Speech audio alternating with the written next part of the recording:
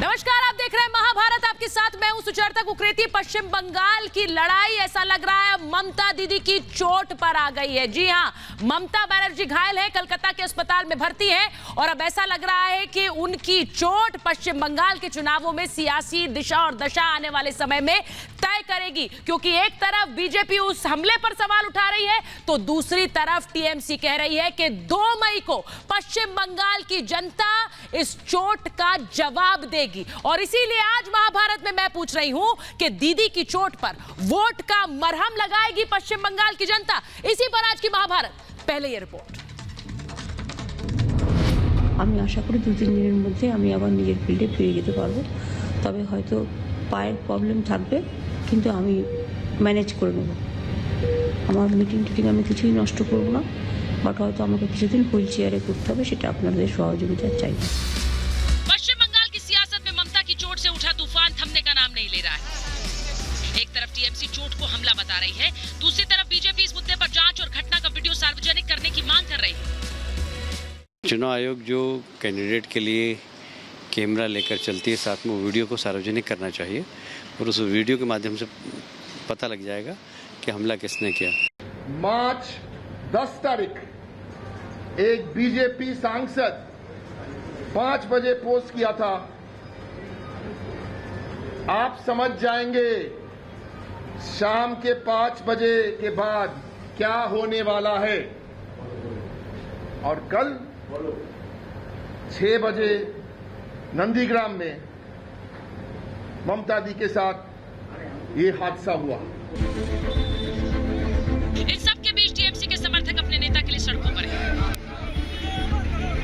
कल रात को नंदीग्राम में नामांकन के बाद चुनाव अभियान के दौरान मुख्यमंत्री ममता बनर्जी को पैर में चोट लगी।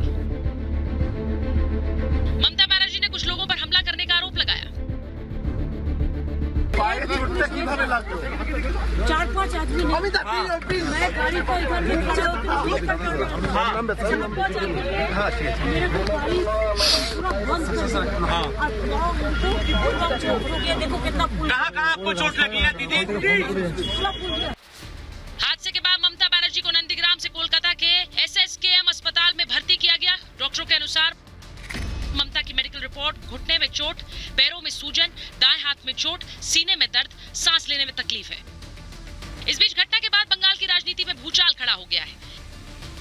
उसका वीडियो भी सामने आया है। ममता बनर्जी जिस वक्त चोटिल हुई उस वक्त यानी बुधवार को शाम करीब 6:20 का वीडियो अनकट रिपब्लिक भारत के पास है।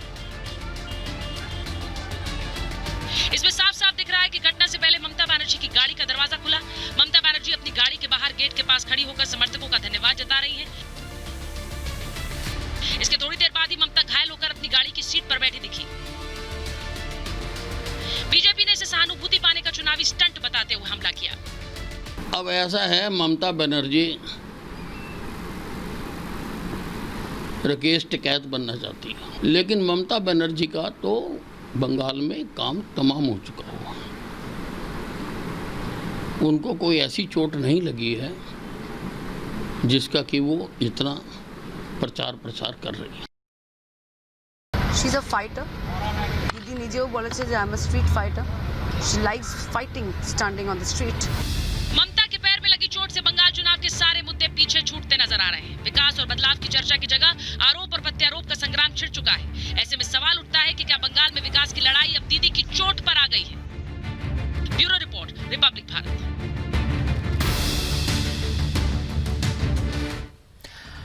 और आज महाभारत में मैं पूछ रही हूं ये सवाल, दीदी के दर्द पर मरहम लगाएगा बंगाल। सवाल आज पूछ रही हूं कि दीदी की चोट से बदलेगा बंगाल का सियासी गणित। महाभारत में सवाल यह कि चोट पर सियासत में पीछे छूटा विकास का मुद्दा।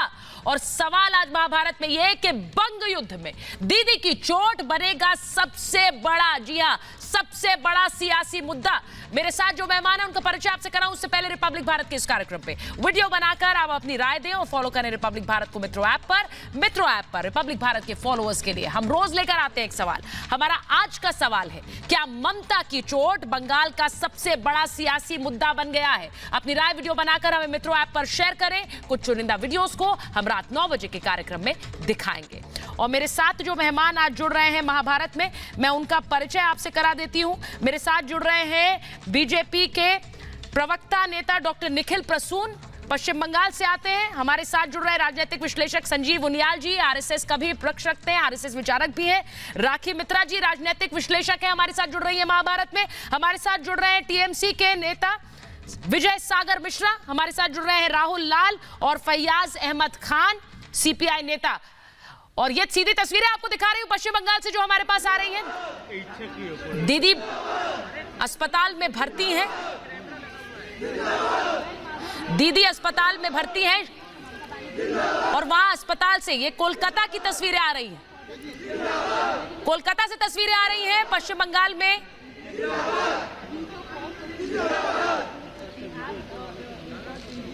ये तस्वीरें जो आपको मैं दिखा रही हूं पश्चिम बंगाल में ममता बनर्जी को एम्बुलेंस में ले जाया जा रहा है, ऐसा मुझे बताया जा रहा है। ये तस्वीरें पश्चिम बंगाल के एसकेएमएम अस्पताल की हैं, जहां पर ममता बनर्जी भर्ती रही, जहां से उनका मेडिकल बुलेटिन जारी हुआ, जहां लगातार आज सुबह से टीएमसी के नेताओं का ममता दीदी से मिलना भी जारी रहा है।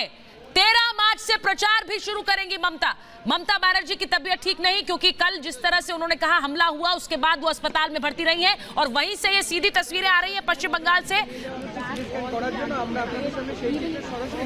पश्चिम बंगाल में नंदीग्राम में जिस तरह से हमला हुआ, उन्होंने कहा कि उन्हें चोट आई, उसके बाद अस्पताल में वो भर्ती रही। अस्पताल की तस्वीरें भी हमने आपको ममता दीदी की दिखाई। उन्हें अस्पताल से अब ले जाया जा रहा है एम्बुलेंस के जरिए।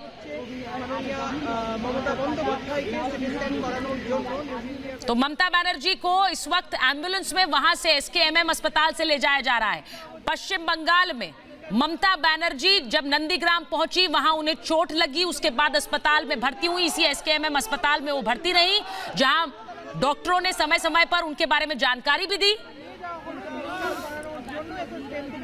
तो ममता बनर्जी को अस्पताल से छुट्टी दी गई है, डिस्चार्ज किया गया है। और बड़ी खबर यह भी आपको बता रही हूं कि आज जो मैनिफेस्टो जारी होना था वो ममता दीदी की चोट की वजह से जारी नहीं हुआ और इसीलिए अब 13 मार्च से वो प्रचार शुरू करेंगी, जिसके बाद मैनिफेस्टो कब आएगा ये टीएमसी के नेता बताएंगे। लेकिन आज मैनिफेस्टो टीएमसी का आना था। 13 मार्च से एक बार फिर ममता बनर्जी चुनाव प्रचार शुरू करेंगी। 14 मार्च को बांकुड़ा में ममता बनर्जी की एक बड़ी रैली है। 15 मार्च को झारग्राम में ममता बनर्जी की एक बड़ी रैली है। ये तस्वीरें आपको मैं एसकेएमएम अस्पताल की दिखा रही हूँ, एसएसकेएम अस्पताल की, जहां पर सुबह से टीएमसी के नेता पहुंच रहे थे ममता बनर्जी को मिलने के लिए, उनका हालचाल जानने के लिए।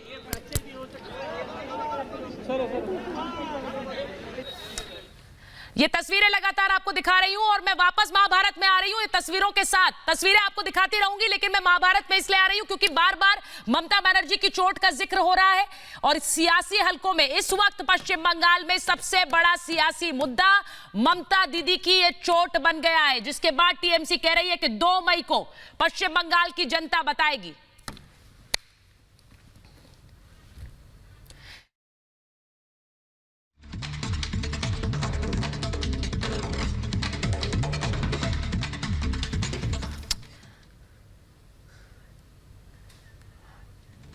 तो ये तस्वीरें आपको अस्पताल की बता रही हूं और ये भी बता रही हूं कि उन्हें सीटी स्कैन के लिए ले जाया जा रहा है, ऐसा बताया जा रहा है हमें। यहां पर सीटी स्कैन के लिए उन्हें ले जाया जा रहा है। ममता बनर्जी की ये लाइव तस्वीरें हमारे पास आ रही हैं। ये बड़ी खबर आपको बता रही हूं और ममता बनर्जी की रैलियां जो कि 13 मार्च से एक बार फिर शुरू होंगी, ऐसा बताया गया है। और मैं महाभारत में शुरुआत करना चाहती हूं क्योंकि ये बार बार कहा गया कि ममता बनर्जी की चोट बीजेपी के लिए डॉक्टर निखिल प्रसून, बार बार आपके नेताओं के बयान जो आ रहे हैं हमारे पास।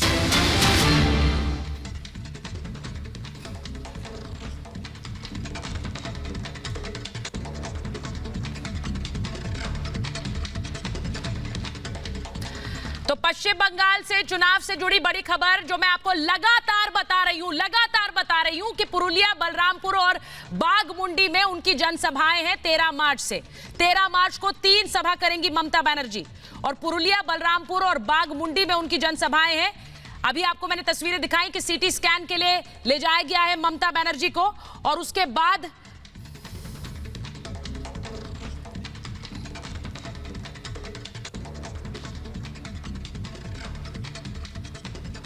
और मैं डॉक्टर निखिल आपके साथ शुरुआत यहां पर इसलिए कर रही हूं क्योंकि बीजेपी की तरफ से बार बार बयान आ रहे हैं कि किस तरह ममता बनर्जी को चोट लगी, लेकिन वो उन चोट का प्रचार प्रसार कर रही हैं। आपको डर लग रहा है क्या कि ये चोट कहीं सियासी हवा जो आपके पक्ष में आ रही थी वो कहीं मोड़ ना दे? डॉक्टर निखिल, देखिए, मैं समस्त बंगाल वासियों को और देशवासियों को महाशिवरात्रि की शुभकामनाएं और बधाई देता हूं और हमारी आदरणीय मुख्यमंत्री को भी शुभकामनाएं देता हूं कि वो शीघ्र ही स्वास्थ्य लाभ करके वो चुनावी समर में अपना योगदान देना शुरू करें। देखिए, इस घटना का जहां तक प्रश्न है, इसने कई अनुत्तरित प्रश्नों को जन्म दिए हैं जिनका अन्वेषण करने की आवश्यकता पड़ेगी। जैसे पहली बात यह है कि ये जो घटना के जो प्रत्यक्षदर्शी हैं, उनके जो बयानात आए हैं, उन बयानातों में काफी विरोधाभास है। जैसा कि आपने अपने वीडियो में भी दिखाया, जो कि अनकट था, कि एक गेट खुला हुआ था, उस आधे खुले हुए गेट पर दरवाजे पर वो खड़ी थी, उसके बाद गाड़ी आगे चलती गई और दूसरे सीन में दिखाई दे रहा है कि उनके पैर में चोट लगी है। और इस बीच में 4-5 लोग, जो लोग उद्दंड थे, जो कि असामाजिक प्रकृति के थे, उन्होंने कब, कैसे, क्यों धक्का दिया, इसके अन्वेषण करने की आवश्यकता है। भारतीय जनता पार्टी इसकी उच्च स्तरीय जांच की मांग करती है। दूसरी बात, अगर वो घायल होंगी, ये बेहद दुर्भाग्यपूर्ण है। और वहां जो सुपर स्पेशलिटी हॉस्पिटल उन्होंने बनवाया है, वहां तत्काल में उन्हें प्राथमिक या द्वितीय स्तर की भी चिकित्सा मुहैया कराई जा सकती थी। ऐसी क्या नौबत आई कि उन्हें उठा करके पीछे की सीट पर सुलाना पड़ा उनके सिक्योरिटी गार्ड्स को। और तीसरी बात यह है कि वहां जो सिक्योरिटी, जो त्रिस्तरीय जो सुरक्षा घेरा रहता है, उसकी क्या स्थिति थी।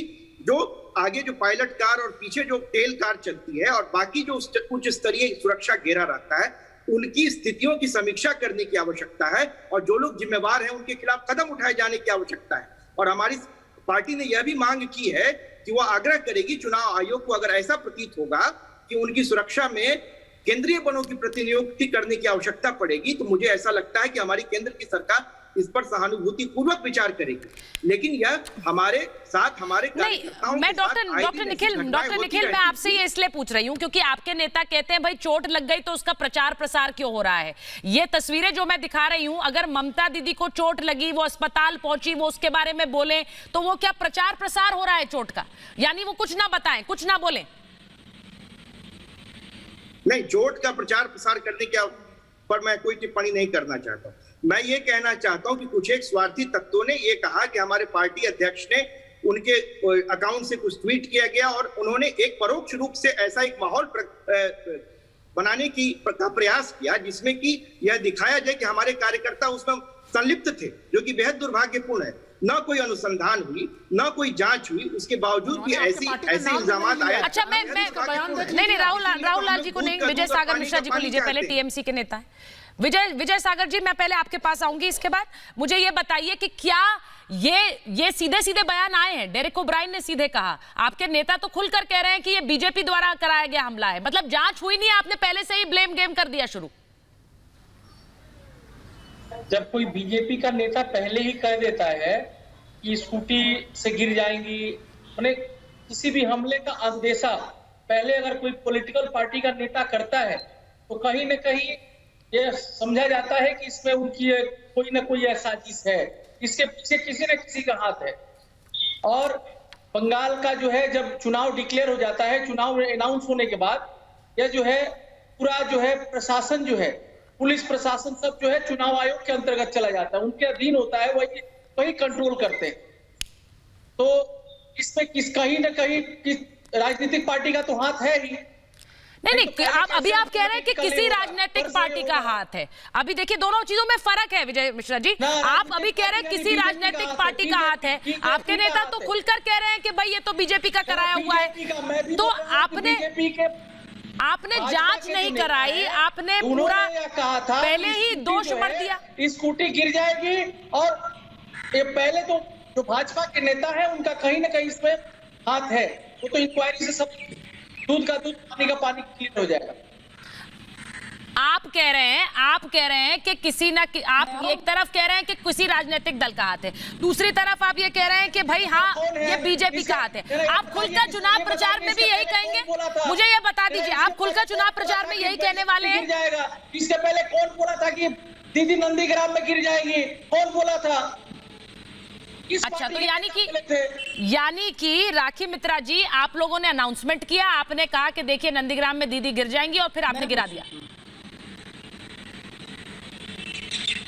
मैं पूछूं? दीदी से पूछिए कि किस बात को सच मानो।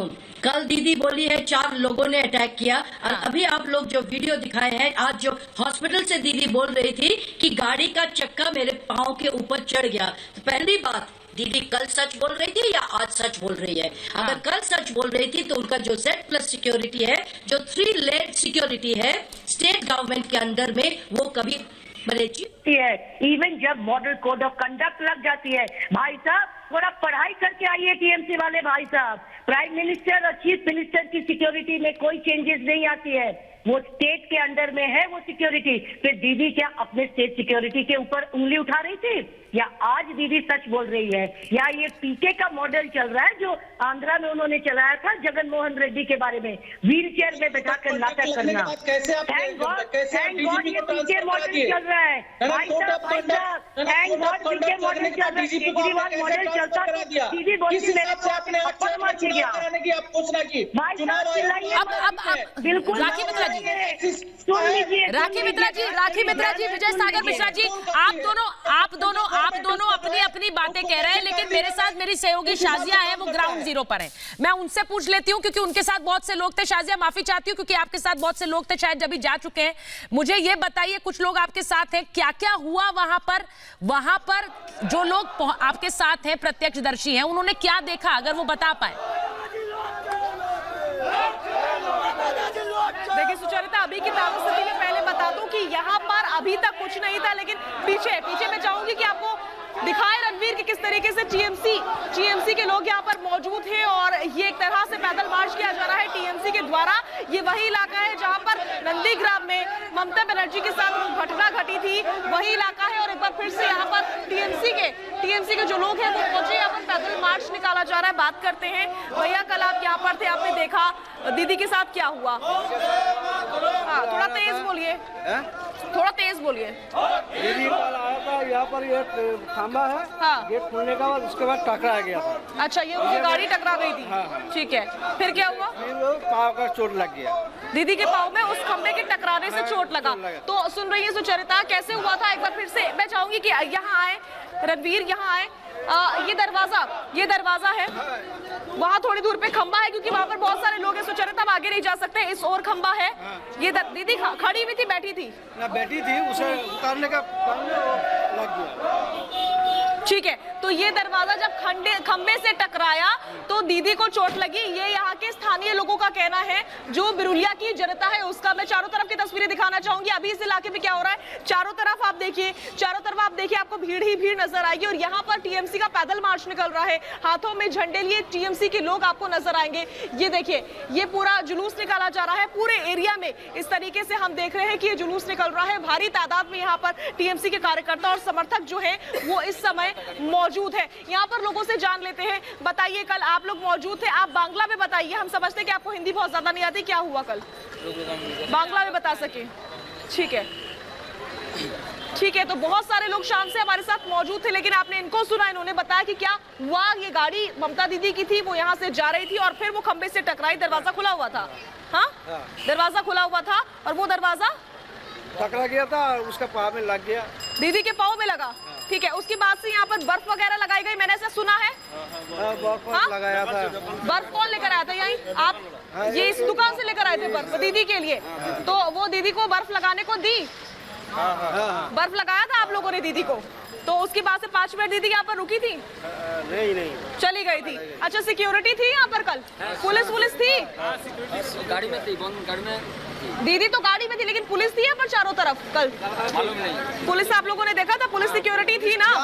लेकिन आसपास में नहीं था। हाँ, अच्छा, पुलिस सिक्योरिटी था। ठीक है, तो आप ये सुचरिता, आप सुन रही हैं बिरुलिया गांव की जनता को। बिरुलिया बाजार का इलाका है, यही वो इलाका है, बिल्कुल एग्जैक्ट वो इलाका है। एक बार मैं आपको वो खंबा दिखाती हूँ, इधर आइए, ये वो खंबा है जो टकराया था। ये देख लीजिए, एक नजर डाल लीजिए कि इसी खंबे से उनकी गाड़ी का दरवाजा जो है वो टकराया था और वो दरवाजा यहाँ की जनता के अनुसार उनको लगा, जिससे दीदी के पाँव में चोट लगी और अभी भी दीदी अस्पताल में एडमिट है। यहाँ की जनता जो कह रही है सुचरिता, वो हम अपने दर्शकों को बता रहे हैं। बिल्कुल शाजिया, क्योंकि आपने बहुत बहुत अच्छी तरीके से दिखाया किस तरह से लोगों ने जो कुछ वहां प्रत्यक्ष देखा होगा, गाड़ी कैसे खुली, क्योंकि यहाँ पर तो एक पूरी सियासी लड़ाई उस चोट को लेकर शुरू हो गई है। शाजिया, आपको लगता है जो लोग वहां पर हैं दीदी को लेकर, उनकी चोट को लेकर, क्योंकि बहुत मुझे लग रहा है कि हिंदी नहीं बोल पा रहे बहुत से लोग, लेकिन एक सहानुभूति दिल में है ममता दीदी के लिए?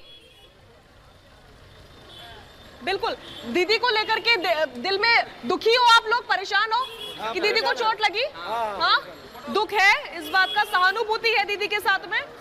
हाँ, तो ये सुन रहे हैं आप जनता को कि सहानुभूति है, क्योंकि इनको हिंदी बहुत अच्छे से समझ नहीं आती है, बांग्ला बोलते हैं, बंगाली ही जानते हैं बहुत अच्छे से, हिंदी ठीक तरीके से नहीं बोल पाते, लेकिन समझते हैं मेरी बात।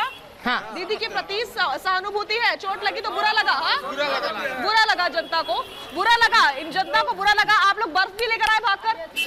हाँ, बर्फ कहाँ से लेकर आए थे? इस वाली दुकान से बर्फ लेकर आए थे। तो आप खुद ही समझ सकती हैं, जब दीदी को चोट लगी तो ये लोग खुद ही भागे बर्फ लेने के लिए। हाँ, दीदी के लिए को लगने से भी सहानुभूति। हाँ, बताइए, सहानुभूति है दीदी के साथ में, बुरा लगा है ना? चोट लगी तो बुरा लगा, बर्फ लेने भाग गए? हाँ, नहीं भागे नहीं। हाँ, पुलिस में था, पुलिस था साथ में? साथ में था। हाँ, अगर उतारने दिया तो कैसे कवर ठेल दो, किसी लग गया, घटना हो गया। हाँ, वो गलती से हो गया, लेकिन वो हो गया।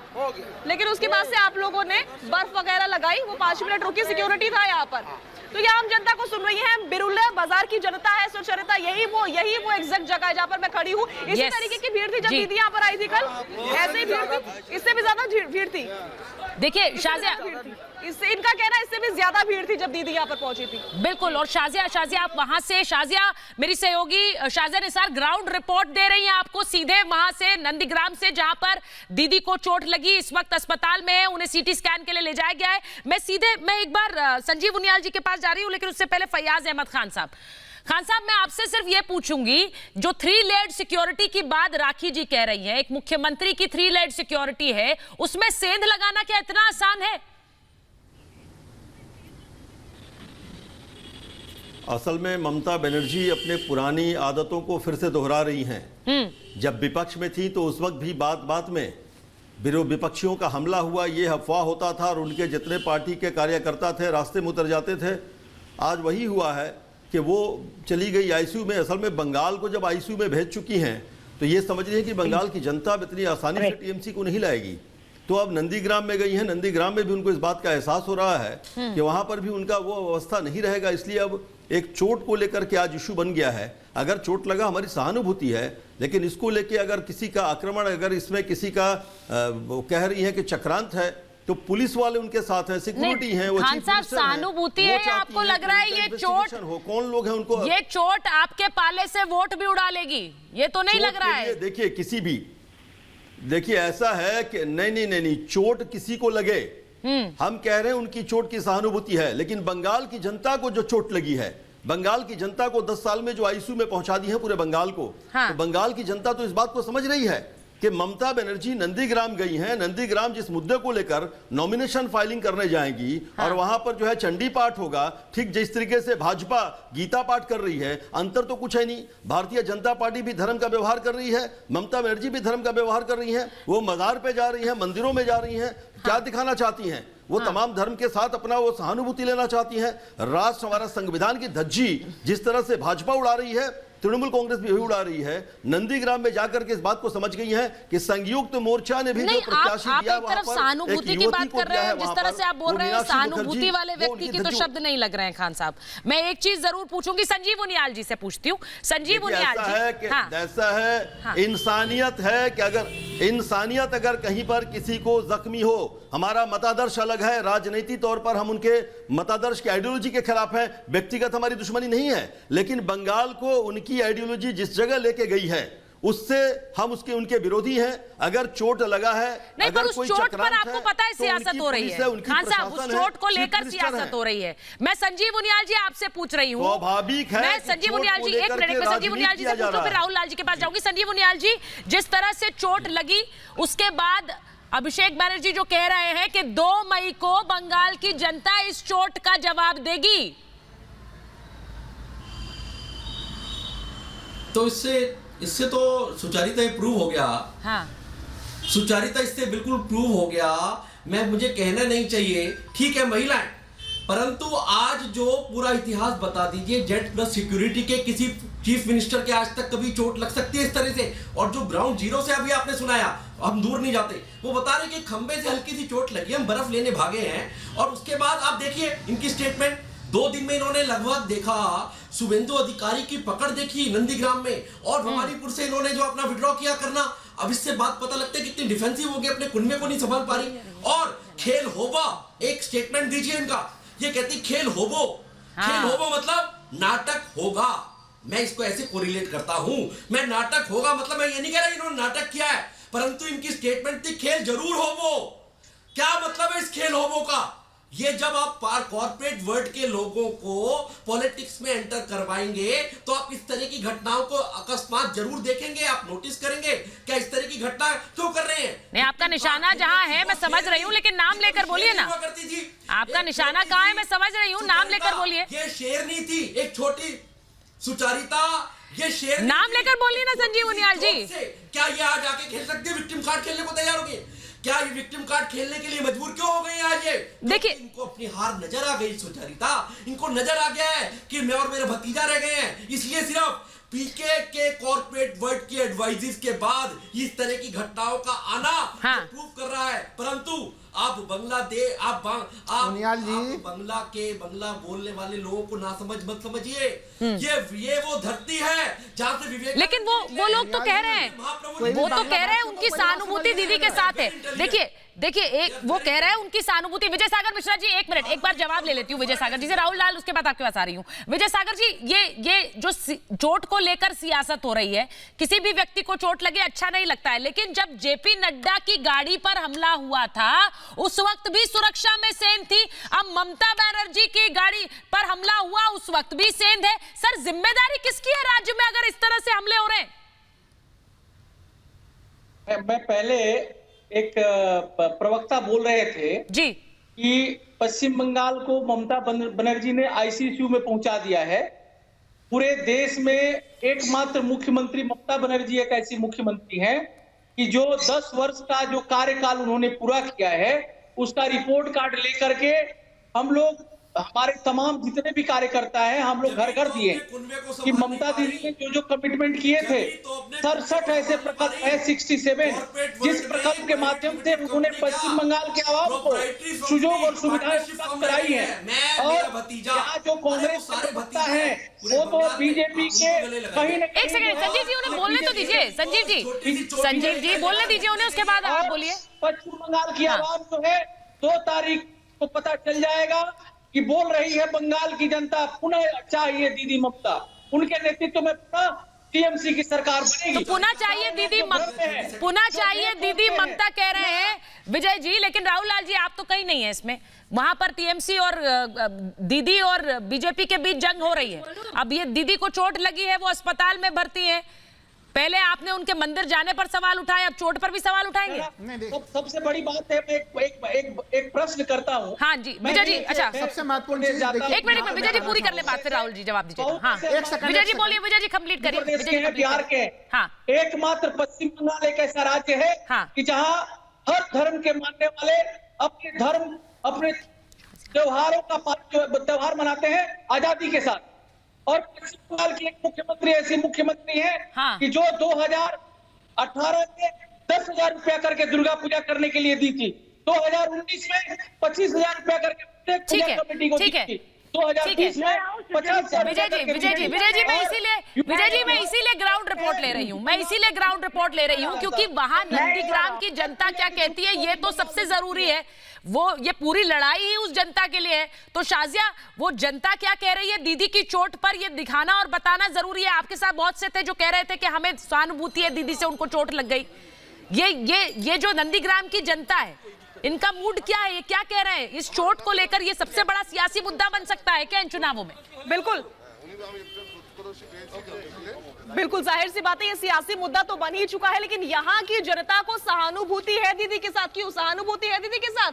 दुख हुआ जब दीदी को चोट लगी तो बुरा लगा था, तकलीफ हुई थी जब आप लोगों ने देखा था कि दीदी को यहाँ पर चोट लग गई दरवाजे से या फिर जो खंबा है उससे, तो बुरा लगा था या नहीं?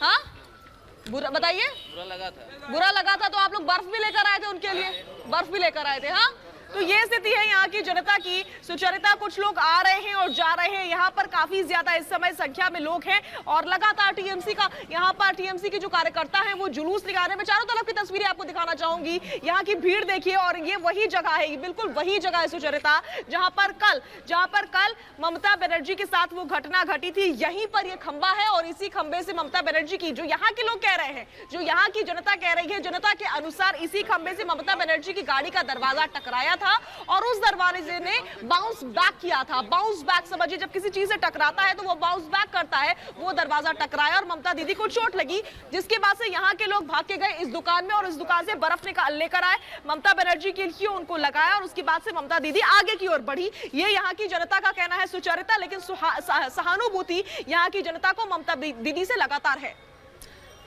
ठीक है, शाजिया जो तस्वीरें वहां से नंदीग्राम से दिखा रही हैं, ग्राउंड रिपोर्ट राखी जी, ग्राउंड रिपोर्ट ये बताती है कि ममता दीदी को चोट लगी तो जनता का दिल दुखा, इससे आपका भी दिल दुखेगा। हमारा भी दिल दुखा, किसी को भी, वो हमारी मुख्यमंत्री है, हमारा भी दिल दुखा, लेकिन वो खंबा कैसे 4 बीजेपी वाले लड़के कल बन गए थे और आज ममता दीदी ने अपना स्टेटमेंट चेंज कर दिया। अब जरा मैं जवाब देना चाहूंगा मैं। एक मिनट भाई साहब, एक मिनट राहुल जी, मैं नहीं बोल रही थी, एक मिनट। आपको शायद याद है पिछले 7-8 दिन पहले 9 फायर फाइटर्स मर गए थे, याद है ना?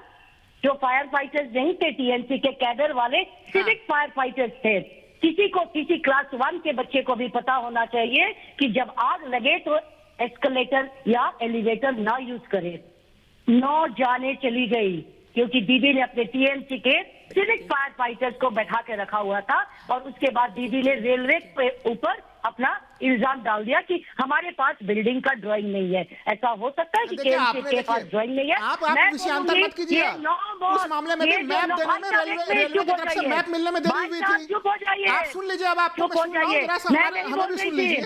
मैं नहीं बोल रही थी, जब आप बोल रहे थे भारतीय जनता पार्टी का अत्यंत ही अमानवीय चेहरा सामने में आया है। नहीं, एक मिनट, अमानवीय चेहरा बीजेपी का सामने आ रहा है, राहुल जी कह रहे हैं। हमें दुख है, हम उसी बात को लेकर कर रहे हैं, आप जैसे नहीं है। मैं जरा पूरा कर लूं। जिस तरह से अनिल विज कर रहे हैं, आप देखिए, आपके बीच में नहीं बोल रहा था, कृपया हमें सुन लें, आप डिस्टर्ब ना करें। एक मिनट, आप दोनों एक साथ बोल रहे हैं। देखिए ऐसे किसी की बात समझ नहीं आएगी। राखी जी, हम एक मिनट, राहुल जी बहुत देर से इंतजार कर रहे हैं, मैं एक बार उनसे पूछ लेती हूँ। राहुल जी, अमानवीय चेहरा बीजेपी का कैसे? आपने भी मोहर लगा दी है कि हमला बीजेपी ने कराया, खंबा बीजेपी बन गया एक खंबे से। राहुल जी बोलिए, हमला किसने कराया? हमला किसने कराया ये मोहर हम लगाने वाले कौन हो सकते हैं? वो तो जांच एजेंसियों के जांच से पता चलेगा कि हमला कैसे हुआ, क्या हुआ। फिर चोट तो ओरिजिनल है ना, इस चोट के ऊपर आप लोगों ने। बोलिए राहुल जी, बोलिए। राखी जी, एक मिनट उन्हें बोलने दीजिए। राखी जी, ऐसे नहीं, बोलिए राहुल जी।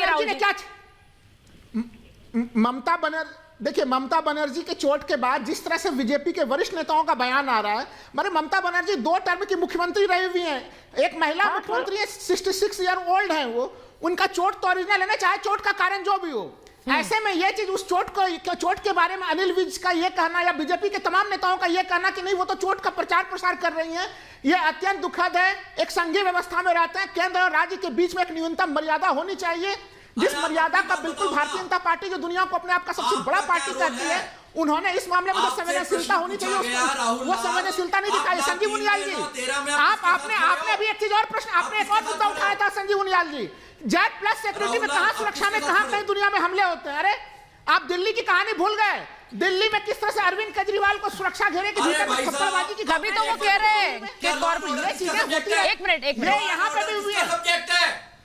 अरे राहुल लाल, भाई लॉ एंड ऑर्डर, भाई अभी वहाँ पे इलेक्शन कमीशन संभाल रहा है। आप शायद नहीं जान रहे, चुनाव आचार संहिता भी होता है, मॉडल कोड ऑफ कंडक्ट होता है, वहाँ के डीजीपी को बदला जा चुका है।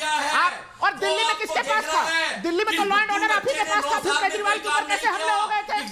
ये डबल मापदंड जो चलाते हैं भारतीय जनता पार्टी, वो देश की जनता देख रही है कि आप लोग आप लोगों का अमानवीय चेहरा उजागर हो चुका है। आप कह रहे हैं कि Z+। अच्छा एक सेकंड राहुल जी, मैं आपसे पूछती हूँ, एक मिनट। संजीव उनियाल जी, आप बीजेपी को तो कह रहे हैं कि वो एक मिनट राहुल जी, आप तो उन्हें कह रहे हैं अमानवीय चेहरा। आप अब जो कांग्रेस के नेता हैं वो क्या कह रहे हैं? वो भी तो इसे ड्रामा कह रहे हैं। उनका मानवीय चेहरा नहीं है, वो ड्रामा कह लें तो ठीक है भाई, वो सियासी बयान हो गया। बीजेपी कह रही है तो उन पर आप हमला कर दो।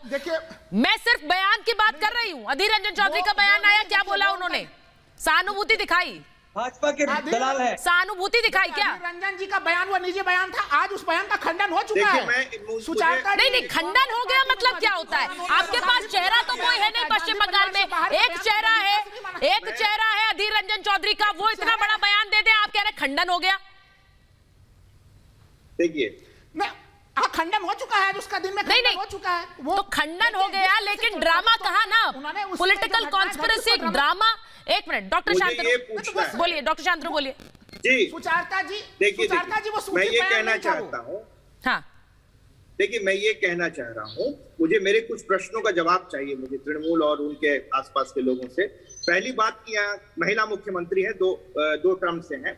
यहाँ महिलाओं के खिलाफ हिंसा में पश्चिम बंगाल द्वितीय स्थान पर क्यों है? पहली बात। दूसरी बात, कुछ दिन पहले एक 82 साल की महिला को तृणमूल के गुंडों ने इतनी बुरी तरह पीटा था कि उनका पूरा मुंह सूज गया था, जिसका कि पत्र जो है समाचार पत्रों में प्रकाशित हुआ था। ये तीसरी बात, हमारे किसानों का जो 8400 करोड़ रुपया है, किसानों से क्या दुश्मनी थी कि सरकार ने उनके पास नहीं जाने दिया। चौथी बात, जो आयुष्मान भारत योजना है उसमें जब सरकार 3 लाख रुपया प्रति व्यक्ति देने के लिए तैयार थी केंद्र सरकार, तो आपने क्यों नहीं दिया? चौथी बात, कोरोना एक्सप्रेस का नाम दिया। ठीक है, एक सेकंड, जो परिजाई श्रमिकों के लिए जो हमने गाड़ी भिजवाई, अब मैं बड़ी खबर ये बता दूं कि ममता बनर्जी जो इस वक्त अस्पताल में है, जिन्हें सीटी स्कैन के लिए ले जाया जा रहा है, बड़ी खबर बता रही हूँ कि 13 मार्च से वो फिर से चुनाव प्रचार शुरू कर रही हैं। 13 मार्च से, यानी कि अब से 2 दिन बाद वो फिर से चुनाव प्रचार शुरू करेंगी। यानी नंदीग्राम में चोट लगने के बाद ममता बनर्जी अस्पताल में है, उनका मेडिकल बुलेटिन जारी हो रहा है, लेकिन 13 मार्च से वो फिर से चुनाव प्रचार शुरू कर रही हैं। वहीं दूसरी तरफ टीएमसी की तरफ से इस चोट को लेकर जो सियासी बयानबाजी है वो भी चल रही है, वो सुनाते हैं आपको। যেভাবে ধাক্কাটা মেরেছে, এই ধরনের ধাক্কা খুব ওয়েল অর্গানাইজড, যারা প্র্যাকটিস করে হাফ প্যান্ট করে, খুব ভালো ট্রেনিং ছাড়া এই ধরনের, অবশ্য এখন হাফ প্যান্ট নেই, খুব ভালো ওয়েল ট্রেন ছাড়া মানে আমিও মনে করি না। अब सीधे राखी जी, सीधे हमला इस चोट को लेकर मदन मित्रा कर रहे हैं। आरएसएस पर, संघ पर हमला है। अब सीधे हमला, यानी ये चोट उन्होंने की, उन्होंने ट्रेनिंग ली जो आरएसएस वाले। राखी जी है एक खंबा और टीएमसी वाले बोल रहे हैं आरएसएस। बताइए आप किसको सच मानिएगा, किसको झूठ बोलिएगा? बोलिए। ममता बनर्जी कल बोली 4 लोग थे, आज बोली गाड़ी अपने आप चढ़ गया। अब बोलिए कौन सच्चा है कौन झूठा है, पब्लिक डिसाइड करेगी। अभी सच शर्म आना चाहिए ममता दीदी को। विजय सागर जी लगी है, आप लोगों ने हमला करना, सहानुभूति है, बस झूठ बोलने से सहानुभूति नहीं रहती है। विजय सागर जी जवाब देंगे। विजय सागर जी, सीधे हमला आरएसएस पर बोल रहे हैं अब आप लोग।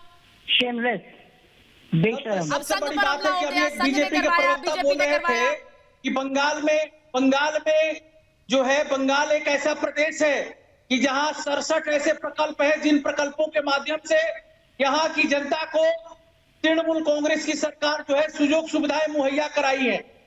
पश्चिम बंगाल एक ऐसी एक सरकार है कि जहां विधवा भत्ता, वृद्धा भत्ता, विकलांग भत्ता 1000 रुपए है, और किसी भाजपा के शासनकाल में मैं सिर्फ ये कहना चाहती हूँ कि एक बार बीजेपी के राष्ट्रीय अध्यक्ष के काफिले पर हमला हुआ था, उस समय भी हालात वही थे, क्या अभी भी हालात वही है? यानी पश्चिम बंगाल में मुख्यमंत्री तक पर हमला हो जाता है, सुरक्षा की जिम्मेदारी किसकी है ये तो हमें सोचना होगा। मेरे पास महाभारत में इतना ही समय था। बहुत बहुत धन्यवाद आप सभी का।